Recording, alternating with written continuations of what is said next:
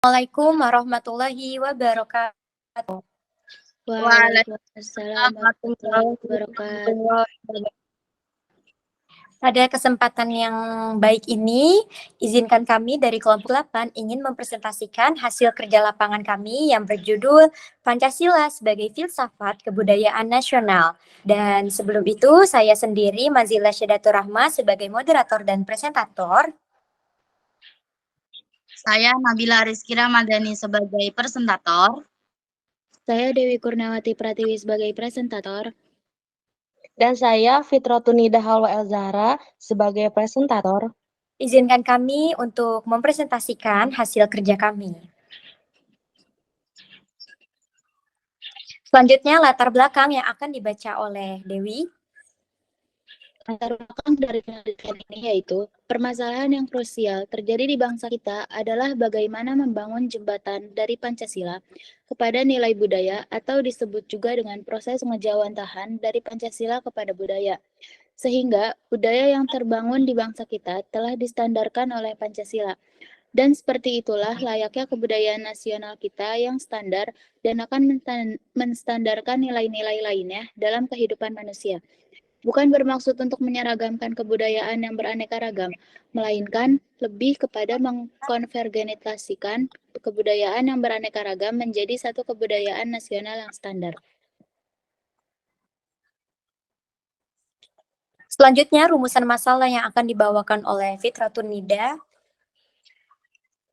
Rumusan masalah di sini ada 3. Yang pertama, apa kaitan yang sebenarnya antara Pancasila dengan kebudayaan? Yang kedua, bagaimana proses pensadaran nilai budaya oleh Pancasila tidak dapat terlepas dari perjalanan panjang bangsa Indonesia yang sebelumnya bangsa Nusantara.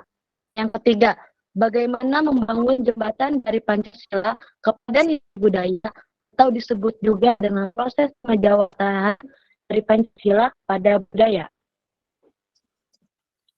Selanjutnya ada tujuan penelitian yang akan dibawakan oleh Nabila Rizky.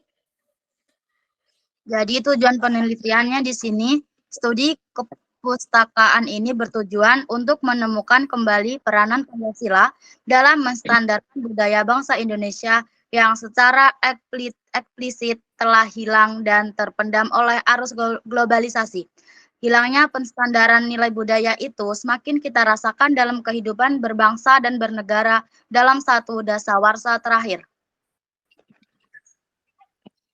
Selanjutnya ada metode penelitian. Metode penelitian yang digunakan adalah studi kepustakaan terhadap literatur yang berkaitan dengan sejarah bangsa Indonesia dan pembangunan manusia Indonesia. Adapun metode matematis dalam bentuk grafis, kartesius, dan sigmoid digunakan sebagai penunjang dalam menganalisa data dan informasi yang didapat dari literatur sekaligus pemodelan terhadap data dan informasi yang diteliti sampai membuahkan suatu hipotesis dan hasil akhir.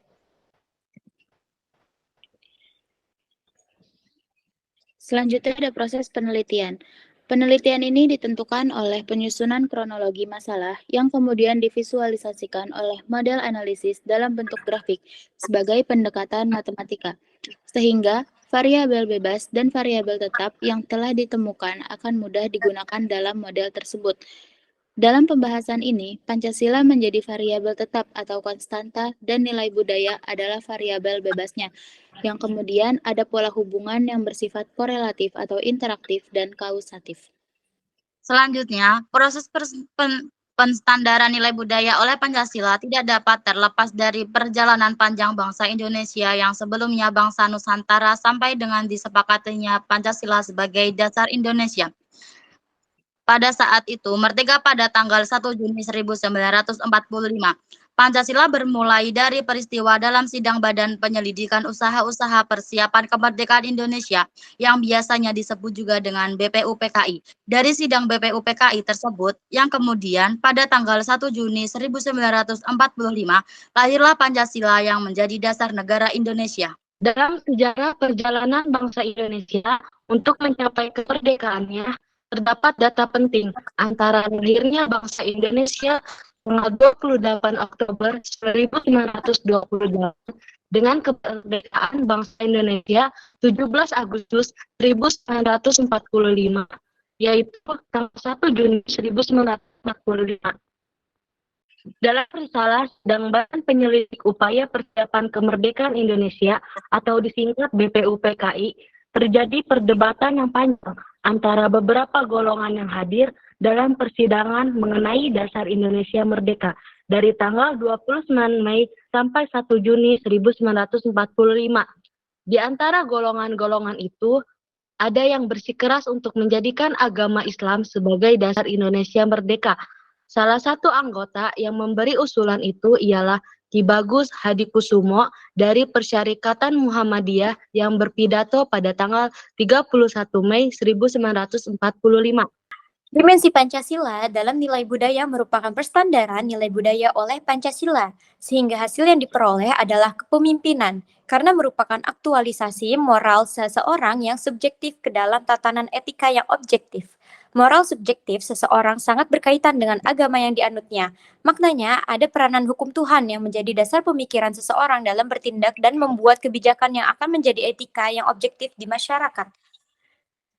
Jika kita lihat mengenai penetapan Pancasila, maka di situ akan terlihat jelas peranan pemimpin dalam prosesnya.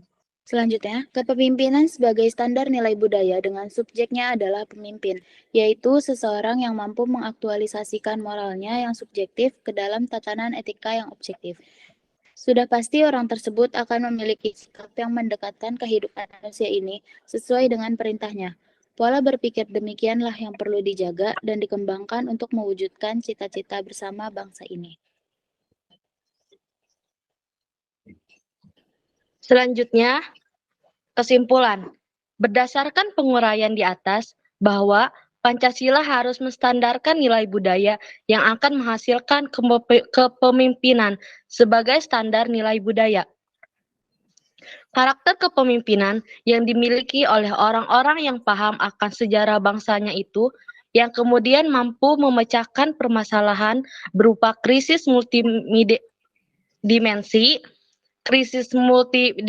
yang terjadi berakar pada nilai budaya bangsa ini yang telah bergeser menjadi pola berpikir kekuasaan. Disebabkan oleh